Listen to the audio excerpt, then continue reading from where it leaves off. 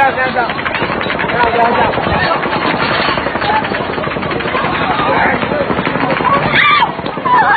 Hey, hey, hey. Go, go, go, go.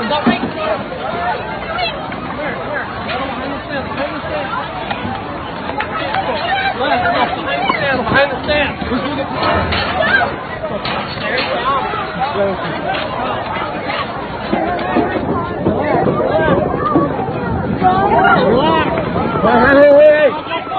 Go push.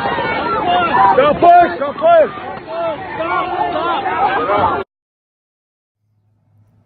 How you guys doing? This is Anthony Gangi, host of Tier Talk, and I want to talk about the active shooter in Las Vegas, Nevada. As of now, as I'm doing this, 58 dead, over 500 injured.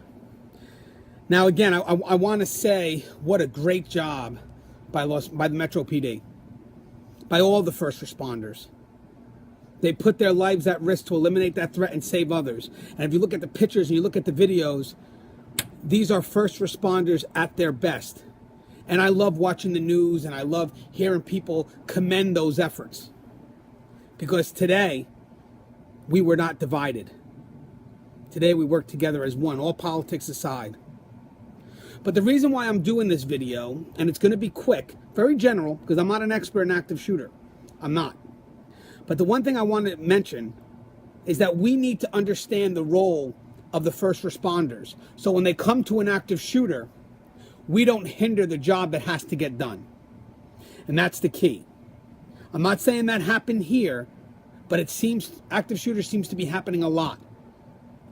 And I want to make sure, if ever, I hope not, but if ever we find ourselves in those situations, we try our best to understand the role of that first responders that are coming to the scene. We need to understand their role so we don't hinder what's got to be done, because their first mission is to eliminate the threat. That's their first mission. They don't worry about saving lives at that moment. They don't worry about tending to anybody medically at that moment. Their number one objective at that point is to eliminate that threat. Because again, if the threat's not eliminated, you cannot put full effort into saving lives. You can't. Because your mind is going to be elsewhere. So the last thing I want is for us, when something's happening, is to run towards those first responders and affect their chance to go after that threat. Now, mind you, first responders, the active shooter defense teams, the ones that are coming out, they're defense teams. They're being trained to react. That's the key.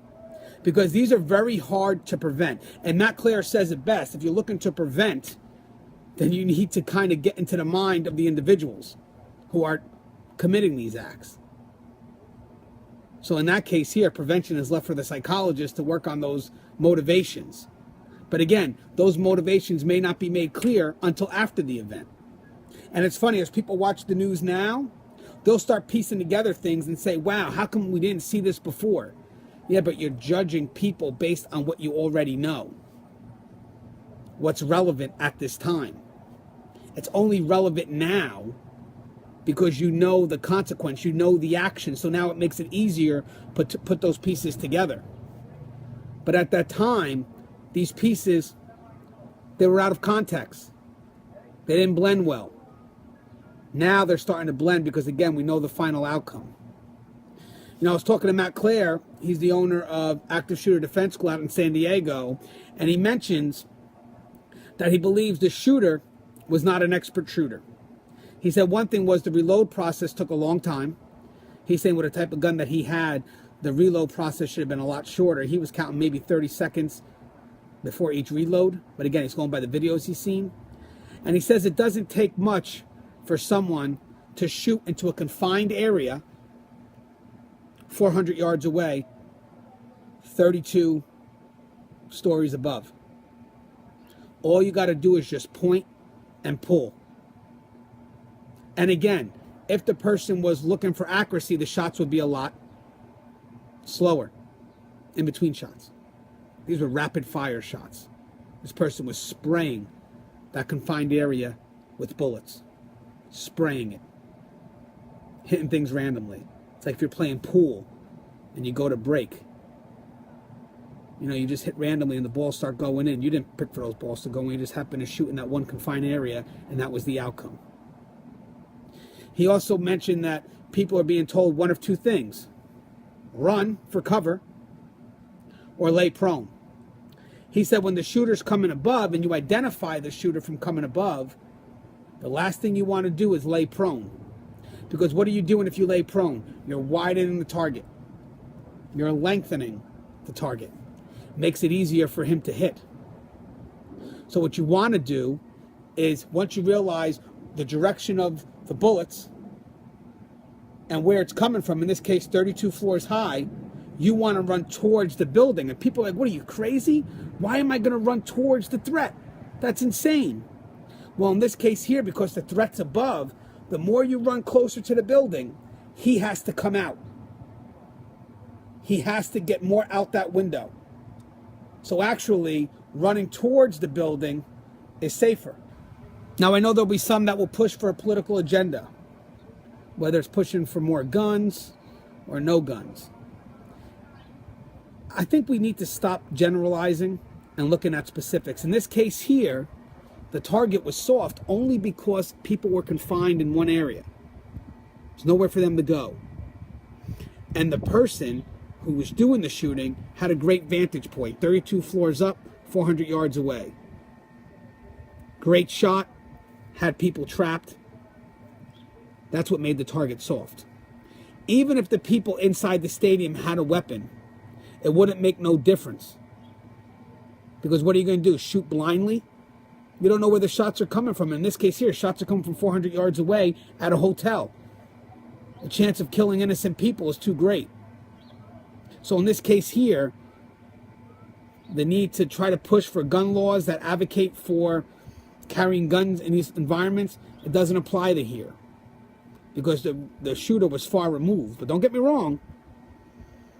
There are some cases where the shooter's on the premises, and sometimes just the presence of a weapon, or the shooter knowing that there's weapons there, can deter that action. In this case here, that's not the case. But again, we do have active shooters in schools where maybe the presence of a weapon on an SRO, or even some teachers who are properly trained and certified, can deter. Because the target will be immediately in that area, and the chance to react is right there. That may cause a bit of a deterrence. But again, in this case here, this shooter was far removed. So advocating for people with more guns in venues like this really won't apply. The area is too open. It's too open. You go to a concert in an open area, people could take any vantage point and shoot down. That's the scary thing. So again, pushing for that gun law, just not the time for it. Again, these are just some general thoughts. This is not a catch-all. I'm not an expert in active shooter. I'm learning as we go, and more details are going to get involved. And right now, it's still ongoing. So anything I say now would be guesses. Just be guesses, because there's nothing definitive out there. The case is still ongoing. But what I do know is what's going to save lives is our knowledge of knowing what the first responders do when they come to a scene. Our understanding of, if we go to a venue like this, what should we look for? Again, always be aware of your surroundings, know the exits, try to run away from the crowds, because most of the time people get hurt by the crowds and not by the actual shooter. Have a safe spot to meet. So if something does happen, have those phones charged and have a safe spot to meet outside the stadium, so you know who's with you and everybody's accountable, and they have a direction where they got to go. They have a direction where they got to go. And I would actually say 2 safe spots in case one safe spot gets compromised.